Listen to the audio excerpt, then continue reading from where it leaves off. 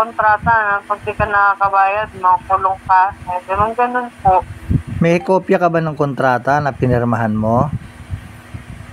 Bali sa kinukuha ko po dun sa agent ko kasi hindi po nila ako nabigyan ng kontrata, sir eh. Kasi parang sinasadya talaga ng mga bangko, ng mga, ewan ko kung sa agent na hindi kayo mabigyan ng kontrata. Yan yung mga sinasabi ko doon sa mga naglo-loan na kung sakaling maglo-loan sila, sana masecure din nila yung kontrata. Katulad niyan, bigla na lang bang paparatang yung kunyari ay attorney na makukulong ka doon sa pinirmahan mo. Hindi naman agad-agad yung ganon. So, hindi mo naman tinago yung sasakyan, hindi mo naman binenta, hindi mo naman sinanla. So, wala kang lalabaging any criminal case. At manapa, ngayon, ino-offer mo pang i-voluntary surrender, ayaw nila. Alam mo kung bakit?